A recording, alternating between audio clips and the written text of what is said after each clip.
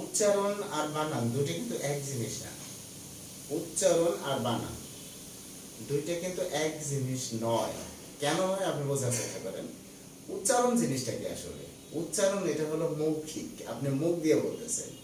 ওই একজন ধরেন আপনার একটা উচ্চারণকে বলতেছে ধরেন কমিউনিকেশন, আর একজন বলতেছে কমিউনিকেশন, একজন বলতেছে কমিউনিকেশন, ঠিক আছে, আর একজন বলতেছে কমিউনিকেশন। এইভাবে এক একজন এক এক ভাবে কিন্তু উচ্চারণ করতেছে, কারো উচ্চারণ ঠিক হইতেছে, কারো উচ্চারণ ঠিক হইতেছে না।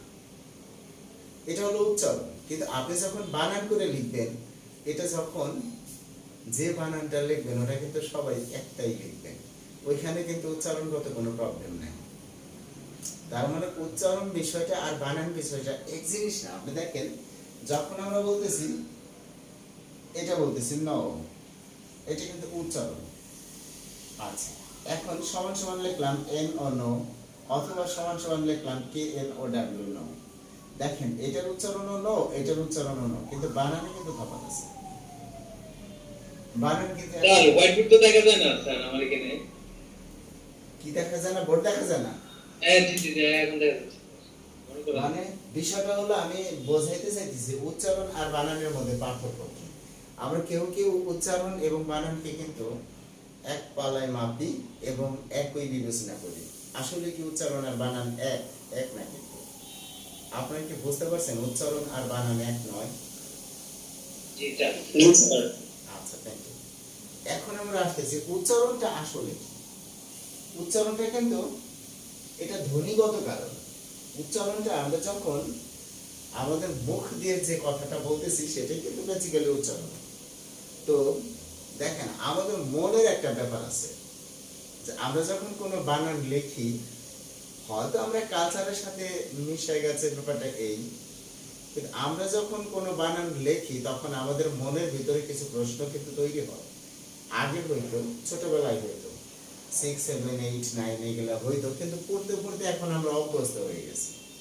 বিষয়টা কিন্তু এরকম, যেমন মনে করেন যে আমরা একটা বানান লিখতেছি, ইচ্ছা মতো একটা জিনিস লিখলাম, ধরেন শিক্ষিত, শব্দটা লিখছি শিক্ষিত। এখন এটি কিন্তু আপনি লিখতে লিখতে অভ্যস্ত হয়ে গেছেন শিক্ষিত, এটা বানানেই, কিন্তু আপনার কাছে মনে হয় যে এটা এমন হলো না কেন, শিক্ষিত, শিক্ষিত, শিক্ষিত নাকি এরকমই তো হওয়ার কথা আছে, শিক্ষিত। আরিফ ভাই কি বলেন?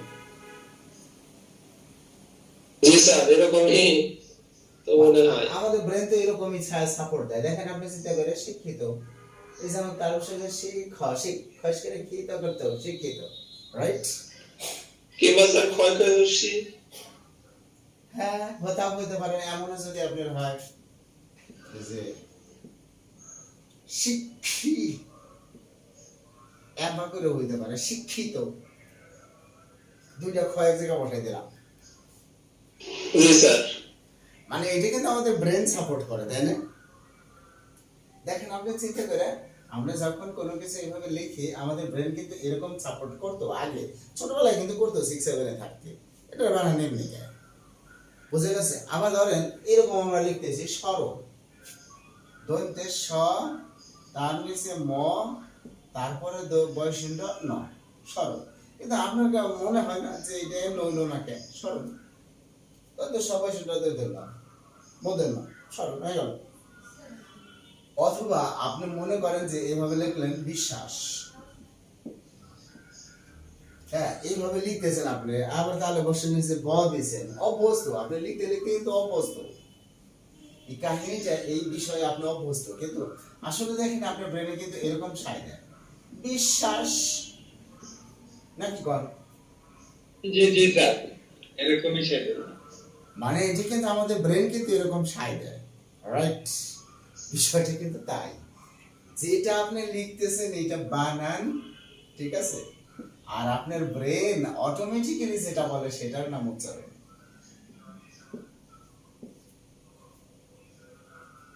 উচ্চারণ উচ্চারণ আর বানানের মূল পার্থক্যটা বুঝছি। জি স্যার। এই হলো কিন্তু, যেমন মনে করেন যে আপনি এইভাবে লিখতেছেন, এইভাবে লিখতেছেন, মানে আমরা অভ্যস্ত, এটা লিখতে লিখতে অভ্যস্ত, বিদ্যা অভ্যস্ত।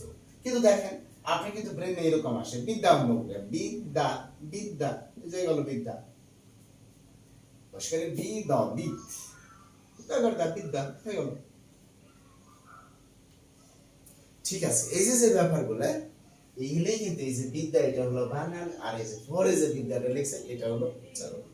এই যে হলো বানান এবং উচ্চারণের মূল পার্থক্য। কিন্তু এখানে উচ্চারণের কিছু নিয়ম আছে, নিয়ম বলে আসলে কিছুই নাই। সেটা হলো যে আপনার এই উচ্চারণের ক্ষেত্রে অক্ষর, এই বিষয়টা সম্পর্কে আপনার খুব ভালো ধারণা থাকতে হয়। অক্ষর, ঠিক আছে, প্রথমে আমরা জেনে নিই অক্ষর জিনিসটা কি। কারণ অক্ষর বিষয়টা আপনি বোঝার পরে যে কোনো শব্দের উচ্চারণ লিখতে আপনার কাছে কিন্তু অনেক সহজ হয়ে যাবে। যদি উচ্চারণের ক্লাস কিন্তু আমরা আজকে শেষ করব না, উচ্চারণের মূল কথাগুলো নিয়ে আমরা আলোচনা করব। পরবর্তীতে আপনি যে কোনো শব্দের উচ্চারণ দেখলে আপনার কাছে ব্যাপারটা অনেক ইজি মনে হবে, আপনি কল্পনা করতে পারবেন না যে এটা কত ইজি হয়ে গেছে, আগের মতো আর থাকবে না। বিষয়টা এরকম, অক্ষর কি আসলে? অক্ষর আমরা যদি এখানে বলি, ধরেন আমি লিখলাম এখানে বামন, ঠিক আছে, তো আপনি যদি বলা হয় এখানে কয়টা অক্ষর আছে, হ্যাঁ আপনি হয়তো বলবেন ব, তারপরে আছে সরেয়া, তারপরে আছে ম, দন্তের ন, চারটা আছে, এভাবে আপনি হয়তো বলতে পারেন। কিন্তু না, এই অক্ষর ইংরেজি কিন্তু, ইংরেজি একটা প্রতিশব্দ আছে, অক্ষর ইংরেজি হলো সিলেবল। তাহলে এই সিলেবলটা কি? সিলেবলটা হলো দেখেন, আমরা নিঃশ্বাসের স্বল্পতম প্রয়াসে, এই যে আমরা যে নিঃশ্বাস নিতেছি, দেখেন এই যে আমরা ভেতরে নিঃশ্বাসটা নিলাম, আবার নিঃশ্বাসটা বের করলাম, ঠিক আছে, এই যে মাঝখানে যে সময়টা নেওয়া এবং বের হওয়া, এই মাঝখানে যে সময়টা, এই সময়ের মধ্যে আমরা একটা শব্দের যে অংশটুকু উচ্চারণ করতে পারি ওটার নাম হলো অক্ষর। কিন্তু কথা হলো আমরা কতটুকু উচ্চারণ করতে পারি তা আমরা বুঝবো কিভাবে? এটা কেউ কাউকে শেখাইতে পারে না ভাই, অক্ষর এটা কেউ কাউকে শেখাইতে পারে না, এটা আপনার ব্রেন একলাই বলে আমি পারি। কেমন বিষয়টা? যেমন দেখেন সিলেবলটা আসলে কি, খুবই মজার। যেমন ধরেন আপনি দেখেন, আমরা যদি লিখি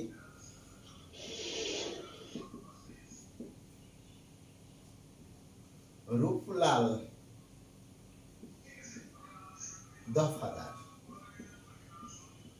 দেখেন এইখানে অটোমেটিক্যালি আপনি দেখেন এই রূপলাল যখন বানান করতেছেন, যখন এটা উচ্চারণ করতেছেন এমনি আসে, রূপ এই পর্যন্ত কিন্তু আসে প্রথমবারে, লাল, রূপ লাল, দ, দেখেন এই জায়গায় আপনি একসাথে দফা কিন্তু বলেন নাই, দ হা দা, দা পর্যন্ত যায় কিন্তু আপনি থামতেছেন না, দ হা দার, দ হা দা, এমনি কি থামতে পারবেন? পারবেন না কিন্তু। এটা কিন্তু কেউ কাউকে শেখাতে পারে না, আপনার ব্রেন অটোমেটিক্যালি মুভ করবে যে ওই শব্দটা বলার সময় যে কোন জায়গায় যায় ব্রেন থামতেছে, দ হা দা। আচ্ছা যেমন আমি যদি লিখি, ধরুন বড় একটা শব্দ লিখলাম কা নাই, কানাই জমিদার, আচ্ছা দেখেন একলাই আসতেছে, কা নাই স কি দাঁত, পাঁচবার ভাঙছে কিন্তু, এক দুই তিন, এক দুই তিন চার, পাঁচবার ভেঙে গেছে। তার মানে এটার মধ্যে পাঁচটা অক্ষর আছে। অক্ষরটা কি আমরা মনে হয় বুঝতে পারতেছি। হ্যাঁ আমি উদাহরণ দিই, আপনারা দেখেন পারেন কিনা, নিজেরা দেখেন। যদি আমি বলি বাংলা,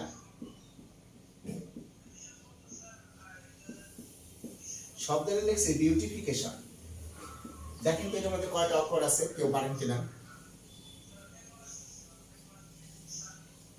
বিউটিফিকেশন,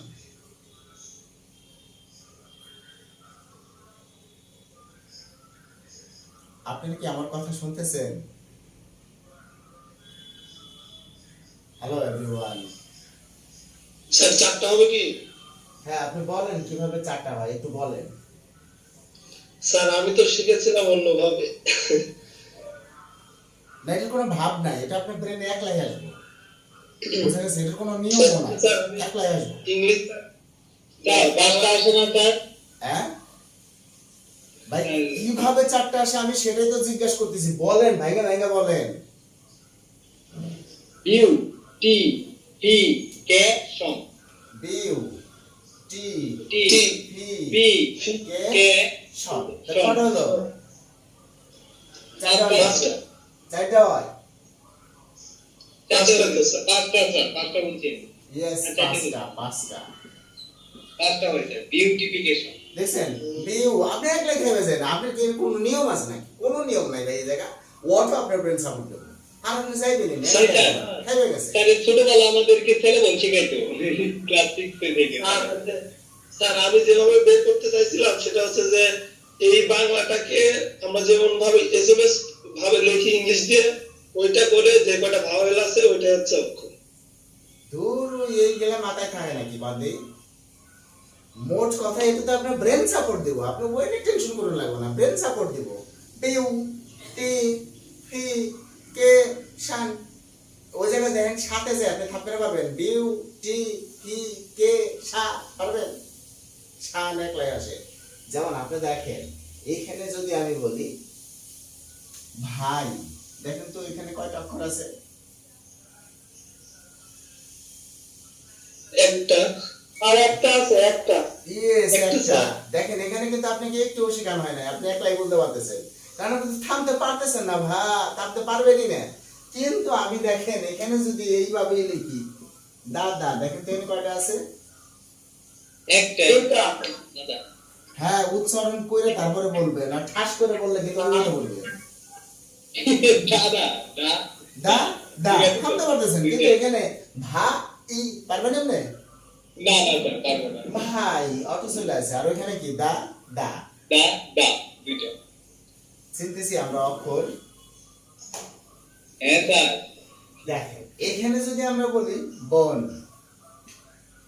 ঠিক আছে যদি বলি দিদি দেখেন কোনটা কয়টা আছে বোন একটা একটা বোন একটা দিদি দুটা কঠিন স্যার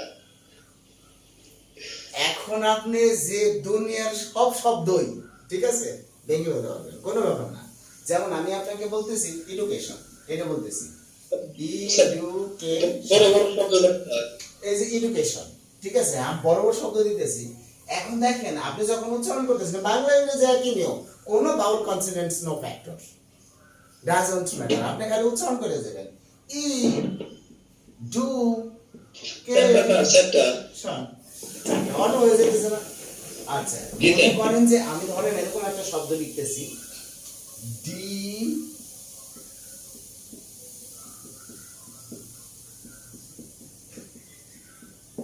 শেষ হয় না তো ডিসেন্ট্রিয়ালাইজেশন শব্দটা লিখছে হলো ডিসেন্ট্রিয়ালাইজেশন ডিসেন্ট্রিয়ালাইজেশন বিকেন্দ্রীকরণ যেটার অর্থ আপনি দেখেন ডি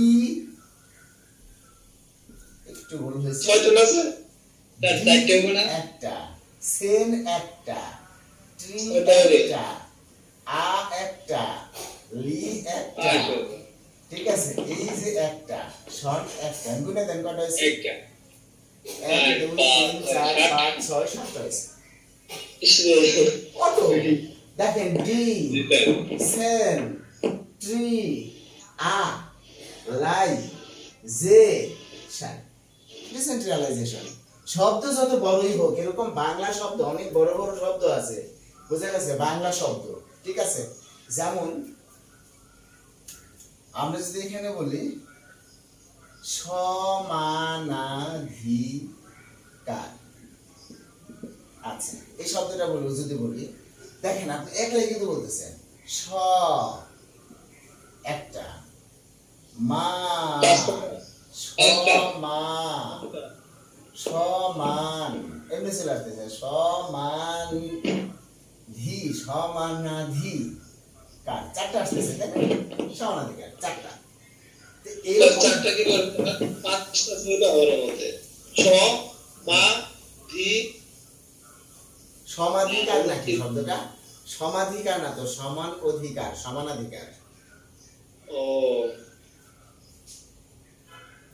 উচ্চারণ করতে একটু প্রবলেম হয়েছিল ঠিক আছে কোনো সমস্যা হ্যাঁ নেই। জি স্যার তা আমার মনে হয় সিলেবলটা বুঝছেন এখন সিলেবলটা কি হ্যাঁ জি আসলে স্যার বুঝতে পারছি আর এই সিলেবলটা যদি বুঝে থাকি বা অক্ষরটা যদি বুঝে থাকি এখন খেয়াল করেন কথাটা কিন্তু অক্ষরটা ধরেন আমরা বুঝছি বোঝার পরে এখন ধরেন কোন শব্দের উচ্চারণ আমরা করতেছি খেয়াল করবেন খুব গভীরভাবে কোন শব্দের উচ্চারণ আমরা করতেছি, শব্দের উচ্চারণ লেখার সময় প্রত্যেকটা ব্যঞ্জন বর্ণের সাথে একটা করে কিন্তু স্বরবর্ণ থাকে, কিন্তু কখনো কখনো কোনোটা শেষে থাকে না, থাকতেও পারে নাও পারে। কিন্তু একটা বিষয় খেয়াল রাখবেন, অক্ষরটা যে জায়গায় শেষ হয়, অক্ষর যদি কখনো কোনো ব্যঞ্জন বর্ণ দিয়ে শেষ হয়, একটা অক্ষর ব্যঞ্জন বর্ণ দিয়ে শেষ হয়ে গেছে, তখন অক্ষরটা যদি কোনো ব্যঞ্জন বর্ণ দিয়ে শেষ হয়, ওই অক্ষরের সাথে যদি কোনো আকার একার না থাকে, অর্থাৎ কোনো স্বরবর্ণ না থাকে, অক্ষরটা যদি ব্যঞ্জন বর্ণ দিয়ে শেষ হয় এবং ওই অক্ষরের সাথে যদি কোনো স্বরবর্ণ না থাকে, তাহলে ওই অক্ষরের নিচে হসন্ত বসে। লিখে দেবো নাকি? লিখে দেন। আচ্ছা, লিখে দিতেছি, তারপরে আমি বুঝাই দিতেছি। দেখেন, কোন অক্ষর ব্যঞ্জন বর্ণ দিয়ে শেষ হলে ওই বর্ণের সাথে কোনো স্বরবর্ণ না থাকলে ওই ব্যঞ্জন বর্ণটির নিচে হলন্ত বা হসন্ত, এক একজন এক একটা নাম হয়, দুইটি নাম প্রচলিত, হসন্ত হয়। যেটা আপনি একটু লেখেন, কষ্ট করে বুঝছেন, আমি বুঝাই দেবেন, বোঝা কোনো ব্যাপারই না। কোন অক্ষর ব্যঞ্জন বর্ণ দিয়ে শেষ হলে ওই বর্ণের সাথে কোনো স্বরবর্ণ না থাকলে, একটু ভুল হয়েছে, কোনো স্বরবর্ণ না থাকলে ওই ব্যঞ্জন বর্ণটির নিচে হলন্ত বা হসন্ত হয়। জাস্ট লিখে নেন, পরে একটু দেখেন, আমি ক্লিয়ার করে দিতেছি।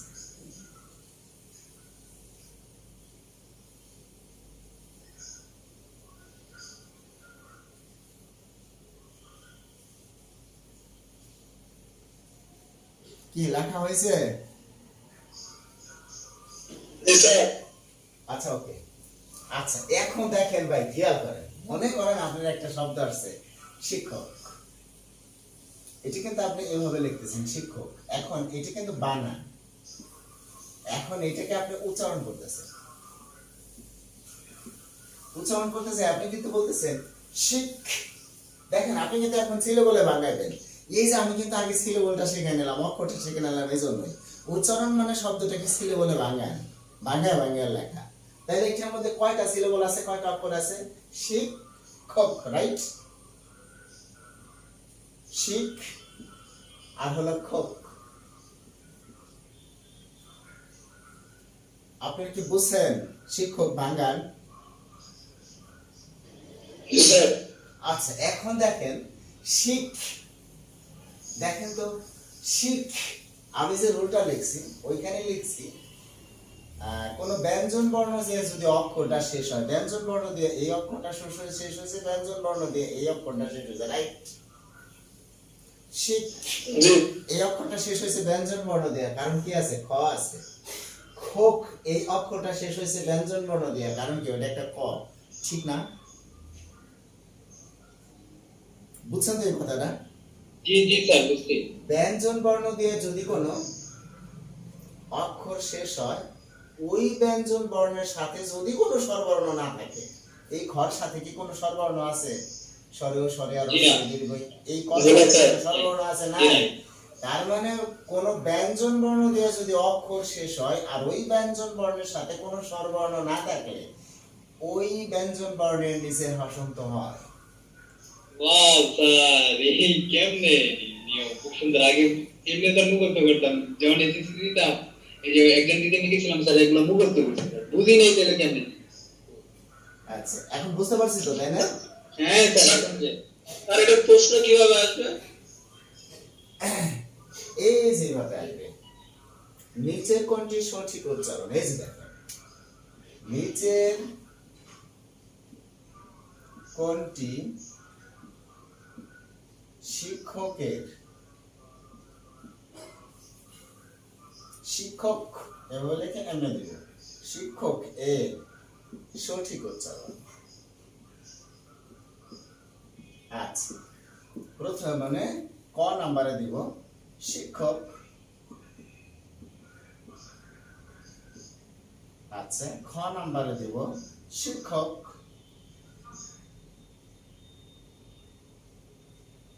গ নাম্বারে দিব শিক্ষক। ঘ নাম্বারে দিল শিক্ষক। ব্রাদার বুঝছেন প্রশ্ন কেমন হয়? জি স্যার, বুঝতে পারছি। স্যার এই নিয়ম আর কখনো ভুলবো না কিন্তু আমি। হ্যাঁ নাহলে তো স্যার ভুলই করতাম। হ্যাঁ, আর তাই তো। হবে না। তাই তো মনে করেন যে এখানে আমাদের মূল ঘটনাটা জানা না থাকলে তাহলে কিন্তু এই যে দেখেন উচ্চারণের আমি যা করলাম এখানে উচ্চারণের 80% প্রবলেম কিন্তু সলভ হয়ে গেছে।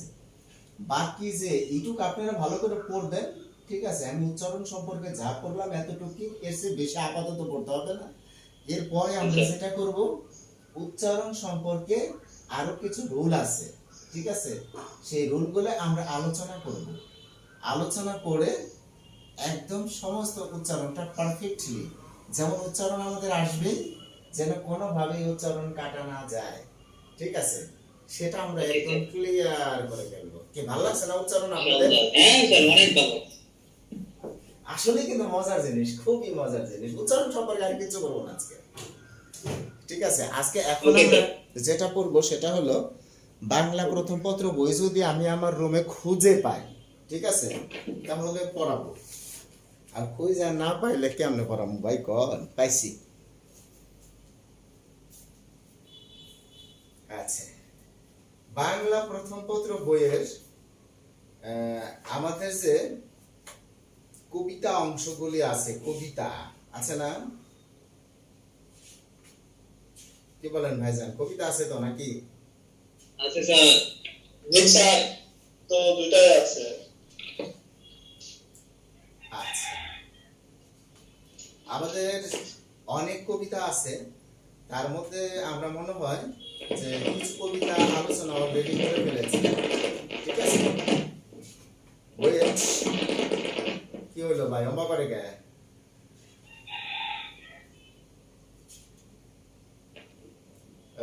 আমরা একটু তাহারই পরে মনে কবিতাটা একটু পড়ি। হ্যাঁ, তাহারই পরে মনে। আচ্ছা, তাহারই পরে মনে কবিতাটা লিখেছেন সুফিয়া কামাল। আমরা জানি তাহারই পরে মনে কবিতাটা লিখেছেন সুফিয়া কামাল। আচ্ছা, আমরা খেয়াল করি বিষয়টা, যে কোনো কবিতা পড়তে গেলে আগে পড়ুন লাগে কবিতার প্রেক্ষাপট। প্রেক্ষাপট মানে কবি সুফিয়া কামাল, ওনার যে বিবাহ হয়েছিল আপনারা জানেন সবাই, তো ওনার প্রথম স্বামী নেহালউদ্দিন মারা যান, ঠিক আছে? মারা যাওয়ার পরে উনি কিন্তু উনি ওনার স্বামীকে অনেক ভালোবাসতেন। তো যখনই মারা গেছে তখনই তার ভিতরে কিন্তু এরকম একটা বিষয় সৃষ্টি হয়েছে যে আমি আমার এই স্বামীর স্মৃতি নিয়ে সারা জীবন বেঁচে থাকবো, সভ্যতার মধ্যে শিক্ষা বিস্তার করব এবং স্বামীর আদর্শে মানুষদেরকে আমি শিক্ষা দেওয়ার চেষ্টা করব। কখনোই আমি দ্বিতীয় স্বামী গ্রহণ করব না, এমনই কিন্তু মনোভাব। বিশেষ করে মেয়েরা যদি তার স্বামীকে ভালোবাসে, হ্যাঁ, এমনই একটা মনোভাব আসে। কিন্তু বিয়ের 1-2 বছর পরে যদি, যেহেতু মামাতো ভাইয়া ছিল, বিয়ের 1-2 বছর পরে যদি আপনার স্বামী মারা যায়, মা বাবা কিন্তু মাইনে নেয় না যে আমার এই মেয়ে আজীবন একা থাকবে, এটা কিন্তু মাইনে নেয় না। মা বাবা সাধারণতই কি করে, মা বাবা সাধারণতই তার মেয়েকে পুনরায় বিয়ে দেওয়ার চেষ্টা করে। হয়তো প্রথমত কিছুই বলে না, 1 মাস 2 মাস 6 মাস 1 বছর কিছুই বলে না, পরবর্তীতে কিন্তু আস্তে আস্তে বলা শুরু করে যে মারে এইভাবে তো আর জীবন চলে না, আমরা আরেকটা ভালো ছেলে দেখার চেষ্টা করি। তো প্রথম স্বাভাবিকভাবেই কিন্তু মেয়েটা পূর্বের স্বামীকে কোনোভাবেই ভুলতে পারে না যদি সত্যিকার অর্থে ভালোবাসা থাকে, ঠিক আছে? তো এমনই ঘটনা ঘটছিল কিন্তু বেগম সুফিয়া কামালের জীবনে। উনি যখন প্রথম স্বামী মারা যায়, এই প্রথম স্বামীর স্মৃতি কিন্তু উনি বলতে পারে না, ভুলতেই পারে না, ঠিক আছে? তারপরে উনি ওনার কর্মক্ষেত্রে যাওয়ার পরিপ্রেক্ষিতে দ্বিতীয় যে স্বামী ওনার সাথে দেখা হয়, পরিচয় হয়, বিয়ে হয় না, কিন্তু দেখা হয়, পরিচয় হয়। পরিচয় হওয়ার পরে তাদের কর্মক্ষেত্রে একতাবদ্ধ থাকার কারণে একসাথে তারা কাজ করে, সাংবাদিকতা, লেখালেখি, একসাথে তারা কাজ করে। আস্তে আস্তে আস্তে আস্তে একটা বন্ধুত্বপূর্ণ সম্পর্ক হয়। হ্যাঁ, কিন্তু বেগম সুফিয়া কামাল ভাবে বন্ধু, এর বেশি কিছু না। কিন্তু ওই যে যে লোকটা, হ্যাঁ, উনি কিন্তু হোসেন আর কি, ঠিক আছে।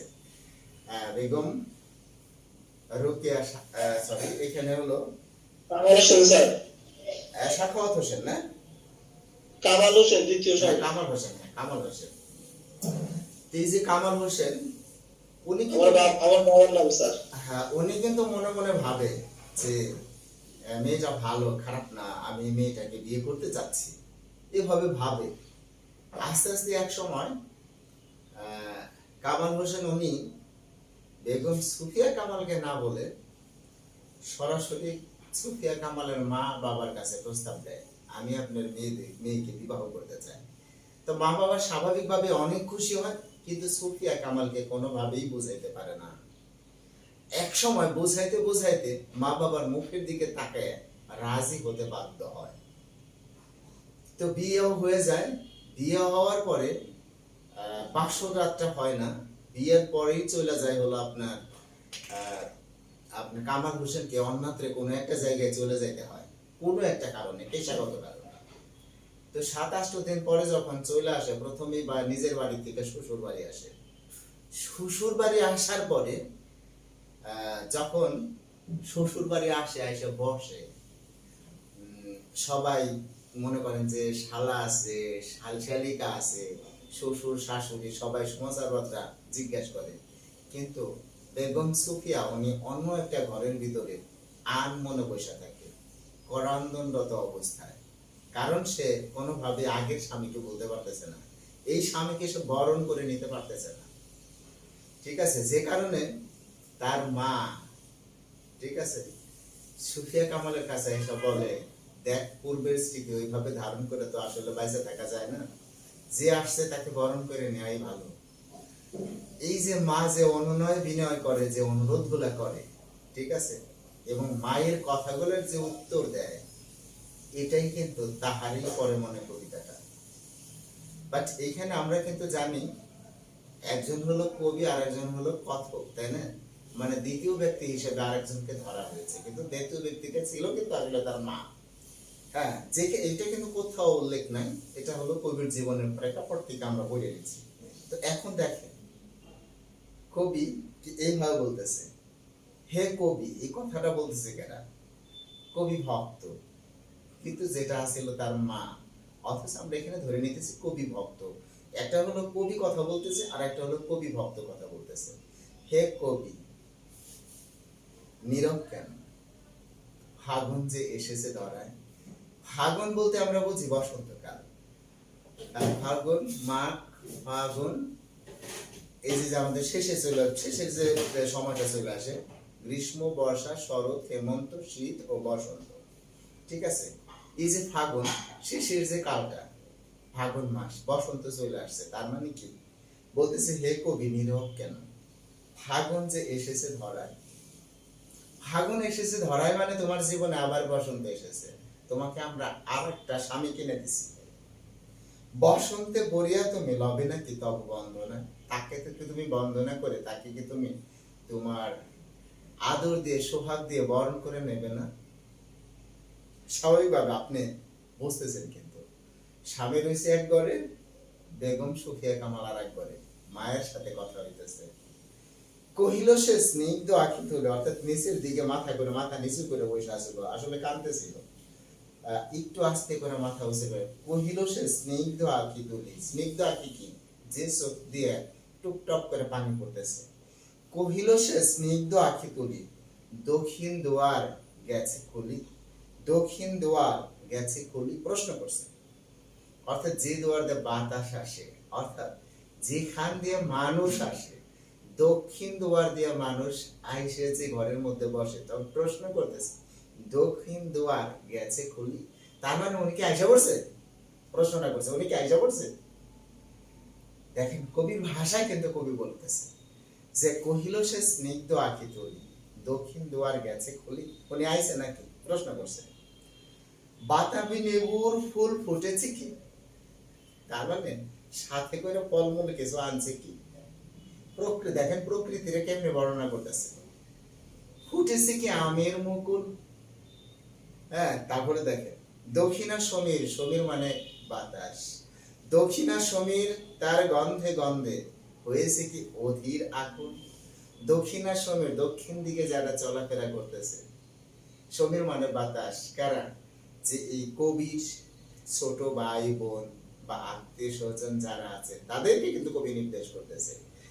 দক্ষিণা সমীর তার গন্ধে গন্ধে হয়েছে কি অধীর আকুল। অর্থাৎ তাকে কি সবাই এমন ভাবে চারদিক দিয়ে ঘিরে ধরছে যে সবাই কি তাকে কি অনেক আদর করতেছে, অনেক কথা বলতেছে, অনেক মজা করতেছে, কিন্তু আবার মনে তোমার মেলা কষ্ট, আমি তো পারতেছি না। তোমরা তো জামাই নিয়ে খুব উড়ে উড়ি করতে চাও, জামাই আছে জামাই আছে জামাই আছে, কিন্তু আমি তো পারতেছি না। হ্যাঁ, কখনো দেখনি তুমি, মা বলতেছে কখনই দেখনি তুমি কহিলা। কেন কবি আজ এমন মনমনা তুমি, এমন মন খারাপ করে রয়েছাও কেন? কোথা তব নব পুষ্প শ্বাস। তুমি তো আজকে তোমার স্বামী আছে, ফুল টুল দিয়ে সাজবে তুমি, কোথায় তব নব পুষ্প শ্বাস? বধূ বেশে সাজো আজকে। কহিল সে সুধীরে চাহিয়া। এই কথা শুনে যে মানুষ যখন অনেক দুঃখ করে, কেউ এই ধরনের কোনো কথা বললে আকাশের দিকে কোনো চায়, সুদূরে মানে অনেক দূরে। কহিল সে সুদূরে চাহিয়া অলখের পাথার বাহিয়া, লক্ষ্য নাই পাথার বাহিয়া, চোখ বাইয়া পানি পড়তেছে, অলখের পাথার বাহিয়া তরি তার এসেছে কি, মানে উনিকে এসে বসছে, বেজেছি কি আগমনী গান, উনিকে আমার এসে ডাক দিয়েছে। দেখেন এখানে কিন্তু অভিমানের কথা, যে উনি আসছে মানলাম, তারপর উনিকে এসে আমার ডাক দিছে, বেজেছি কি আগমনী গান। আচ্ছা ডেকেছে কি সে আমারে, দেন ডাইরেক্ট করতেছে, উনিকে আমার ডাক দিছে, আইছে তো ডাক দিছে আমারে যে সুফিয়া আমি কিন্তু আসছি, একবারও ডাক দিছে। অথচ আমার সেই আগের নেহালুদ্দিন, হে তো বাড়ি আইসা হেরি আগে আমার খোঁজ নিত, কিন্তু উনি তো ওই ঘরে যেয়ে বইছে। ডেকেছে কি সে আমারে, শুনি নাই রাখিনি সন্ধান, যদি ডাক দেয়ও আমি শুনি নেই, আমার ওই কথা শোনার মোট নাই। কহিলাম মাই করতেছে, ওগো কবি রুচিয়া লহনা আজ গীতি, বরণ করে নেও না। কি এত চিন্তা ভাবনা, বসন্ত বন্ধনা তোমার তব কণ্ঠে শুনি এমর মিনতি। মারে এই যে বসন্তরে বরণ করে নে, এই জামাইটা মাইনে নে, এটা তোর কাছে আমার একমাত্র আবদার, আমি আর তোর কাছে কিচ্ছু চাই না। তাই দেখেন কি সুন্দর করে বলতেছে, কহিলাম ওগো কবি রসিয়া লহনা আজ গীতি, বসন্ত বন্ধনা তব কণ্ঠে শুনি এমর মিনতি। কহিল সে মৃদু সুরে, কহিল সে মৃদু মধু সুরে, একদম মৃদু সুরে, একটু হালকা হাসি দিয়ে, ঠিক আছে? এটা কি কি মৃদু মধু সুরে, না হইল না হোক এবারে, বলতেছে ঠিক আছে না হয় এইবারে, বা এবার উনি আসছে, এইবারে ওনার সাথে আমি দেখা না করলাম, কথা না বললাম, এ যখন বলছে একবার না একবার দেখা তো করতেই হবে, এবার না হয় না হলো। আমারে গাহিতে গান বসন্তরে আনিতে বলিয়া, রহিনী সে বলিত, রহিনী সে ভুলে নিত, এসেছে তা ফাগুনে সরিয়া। আমারে গাহিতে গান, এই যে আমি যে গান গাই, আমারে গাহিতে গান, আমি যে কবিতা লিখি, বসন্তরে আনিতে বলিয়া, আমি যে বসন্তকে বরণ করে নিতাম, আমার যে স্বামী ছিল যাকে আমি বরণ করে নিতাম, রহিনী সে তো নাই, সে ভুলিনি তো, আমিও সেটা ভুলতে পারিনি। এসেছে তা ফাগুনের সরিয়া, অথচ বর্তমান বসন্তে আরেকজন চলে আসছে। আরে মারে এই দুনিয়া। কহিলাম ওগো কবি অভিমানটা করেছি কি তাই, উনি যে তোমার ডাক দেয় নাই তাই কি তুমি অভিমান করছো? যদিও এসেছে তবু তুমি তারে করিলে বৃথায়। তোমার স্বামী কিন্তু ঠিকই চলে আসে, অথচ তুমি তার কাছে গেলে না, তাকে তুমি কি একটু সময় দিলে না, তার এই সময়টাকে বৃথা নষ্ট করে দিলে। কহিল সে পরম হেলায়, ওই কোন রকম ওনার সময় নষ্ট হয়েছে তাই আমার কি। কহিল সে পরম হেলায়, বৃথা কেন ফাগুন বেলায়। বৃথা কিসের, বৃথা তো না, কত আছে না, অনেক 3-4টা শালি আছে, আমার বোন আছে, 3-4টা শালা আছে, এই শালা বউ আছে, কত ডে আছে, সবাই নিয়ে আনন্দ করে পারে না, গল্প করে পারে না। কথাটা এইরকম হইতেছে যে ফুটেনি কি ফুল কি ফুটেনি শাখে, পুষ্পারিত লভিনী কি ঋতুর রাজন। অর্থাৎ এই যে বসন্ত উনি যে আসছে, ওনার শাকে কি ফুল ফোটেনি, আশেপাশে কি মানুষ নাই, মাধবী কুড়ির বুকে নাহি গন্ধ। হ্যাঁ, অর্থাৎ ওইখানে যে আরো যারা আছে, আমার বোন যারা আছে, হ্যাঁ, তারা কি গন্ধ ছড়াচ্ছে না, করে নাই অর্ঘ বিচরণ, তাদের কি ফুলের মালা তার গলায় দেয় নাই। হক, তবু বসন্তের প্রতি কেন এই তীব্র বিমুখতা। কহিলাম উপেক্ষায়, মানে একটু উপেক্ষা করে, অবহেলা করে, ঋতুরাজে কেন কবি দাও তুমি ব্যথা। এই যে বসন্ত, তোমার স্বামী আছে, তাকে তুমি কেন ব্যথা দাও। কহিল সে কাছে সরে আসি, একদম কাছে কাছে এসে সরে আসি। কহিলে উত্তরি তলে, হ্যাঁ, কহিলে উত্তরি তলে মাঘের সন্ন্যাসী। আচ্ছা দেখেন, মাঘের সন্ন্যাসী বলতে এখানে শীতকালকে বোঝানো হইতেছে। কুহিলি উত্তরি তলে মানে এই যে শীতকালে, এখানে কুহিলি মানে চরম শীতের যে সময়টা, এই সময় যে ধরেন আপনার যখন চারিদিকে খুব কুয়াশা পড়ে, ঠিক আছে, মনে হয় যে কেউ সাদা কাপড় মুড়াইয়ে সারা পৃথিবীটাকে ধরে রাখছে, এই কথাটাই বোঝাইতেছে। কুহিলি উত্তরে তোলে মাঘের সন্ন্যাসী, গিয়াছে চলিয়া ধীরে, অর্থাৎ আমার যে আগের স্বামী সে তো চলে গেছে, কুয়াশা কুয়াশার মতো তারা আমার মনে পড়ে।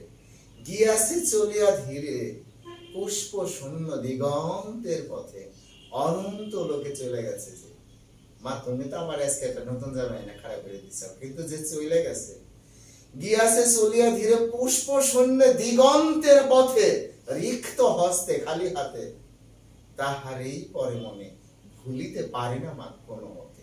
কেমনে করে নতুন জামাই গ্রহণ করো। কেমন লাগলো কবিতাটা আপনাকে? স্যার অনেক সুন্দর। আপনার যে বোঝানোর ধরনটা স্যার এরকম ভাবে অনেক সুন্দর করে বুঝছি। বোঝানোর ধরন বলতে ওইটা না, আমি আসলে মূল ঘটনাটা উপস্থাপন করতেছি। মূল ঘটনাটা আসলে যে ঘটছে, জি স্যার, একবারে আমাদের যে ভাষায় বোঝানোর কথা সেই ভাষায় বুঝিয়েছেন, খুবই ভালো লাগছে। স্যার এটা মূল বিষয়টা আপনাকে বুঝতে পারছি স্যার, এর মূল যে বিষয়টা এটা বুঝতে পারছি ক্লিয়ার। সেইটাই। তো যাই হোক, এখন আপনারা এখানকার কবি পরিস্থিতি ভালো করে পড়বেন, কবিতাটা মুখস্থ করে ফেলবেন কষ্ট করে, শব্দার্থ ও টিকা ভালো করে পড়বেন, পাঠ পরিস্থিতি ভালো করে পড়বেন, ঠিক আছে। এই অংশগুলোর মধ্য থেকে আপনাদের ব্যাপক কোশ্চেন হবে। আর কবিতাটা এই জন্যই মুখস্থ করতে বলতেছি, দেখেন কবিতা মুখস্থ করা কিন্তু কোনো ঘটনা না, খুব সহজ।